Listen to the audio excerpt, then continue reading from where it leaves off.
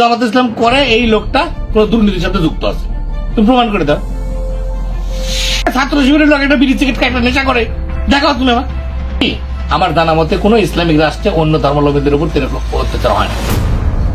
বাংলাদেশে যদি কোনো হিন্দু বা আমরা যদি চাই যে নিরাপত্তার সাথে থাকতে, আমরা জামাত ইসলাম সমর্থনের লোকের সমস্যা কোথায়? তোমরা আমাদের ফুসকিরি মারিচ্ছ, আমাদের তুমি জামাত ইসলামের একটা মাত্র ট্যাক্স ছাড়া, এই 71 সালের পর থেকে জামাত ইসলামের খালি রাজাকার ট্যাক্স ছাড়া আর কোন দিকে দোষী দিতে পারবে? তোমরা যে কিছু হলেই করো রাজাকার। আরে বাবা রাজাকার, তারা কয় টাকা দুর্নীতি করেছে তুমি উদ্ধার করতে পারবে? ইতিপূর্বে বিএনপির সাথে তারা সরকারে ছিল, তুমি দেখাও যে দূরে মন্ত্রী ছিল, সেই মন্ত্রী দূরে কোন রকম তোরা অন্যায় পাচ্ছ, তারা একটা দুর্নীতির খবর পাচ্ছ।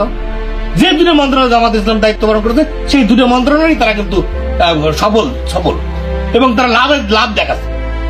মতুর রহমান নিজামী সে শিল্প মন্ত্রণালয়ের দায়িত্ব ছিল, সে শিল্প মন্ত্রণালয় কোনোদিন লাভ করতে পারে, সেই শিল্প মন্ত্রণালয় তিনি লাভ করে দেখা দিয়েছিলেন। একটা কথা বলি শোনো, সমালোচনা করবে সমালোচনা জায়গা থেকে। একটা দল সে তার গঠনের ধরে অনেক কিছু জিনিস থাকতে পারে, তোমার ব্যক্তিগত ভালো না থাকতে পারে, না থাকতে পারে, কিন্তু তুমি আরেকজনের সাথে হস্তক্ষেপ করে দিতে পারো। আর আমার তো হিন্দুরা দেখতেই পারছে না, কয়েকটা একটা মন্তব্য করেছে এক জায়গায়, সে ওখানে এসে লেগেছে পথধারী জামাত ইসলামের লোক। আরে সত্য কথা বলতে না, আমি ছাত্র শিবিরের পক্ষে দূরে কথা করেছি, তুমি দেখো কারো মাথার বাড়ি দিয়ে টাকা পয়সা কেটে খাচ্ছে, দেখো। আর তোমার এলাকার ফিটিং বাদ দেখো কত ফিটিং বাদ হচ্ছে এই 17 বছর হতে রাখি, এখনো চলিচ্ছে ফিটিং বাদ। মদ গাঁজার ব্যবসা কারা নিয়ন্ত্রণ করছে? একটা জামাত ইসলামের সালফেল দেখে দেবে না, একটা জামাতের নেতা জড়িত দেখে দেবে। তোমার ভালো লাগছে না রে ভাই? এই তো তোমার সত্যি কথা তোমার কাছে সহ্য হয় না, বুঝতে পারছো? হ্যাঁ, এখন তোমরা আমাদের হিন্দু শাখার সভাপতি বানা দিচ্ছ, জামাতের ইসলামের এই করেছো সেই করেছো। হ্যাঁ, তোমার মুখ তো সাদা যায় না।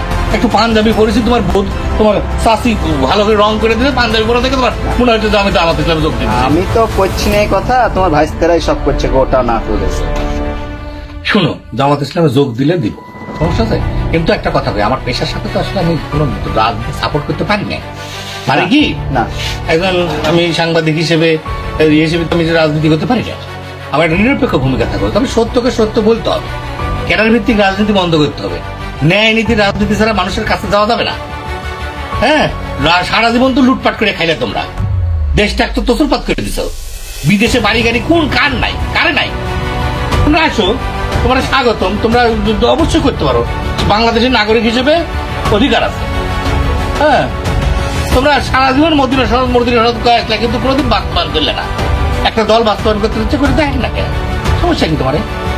সবাই সুযোগ পাচ্ছে, এরা পাবি না, একটা পাওয়া উচিত না? দাও, আমার সাথে কোনো ফাইজলাম করো না, সত্যি কথা জানে সত্যি কথা তুমি বুঝতে পারো। তোরা প্রমাণ করে দাও, দুর্নীতি প্রমাণ করো।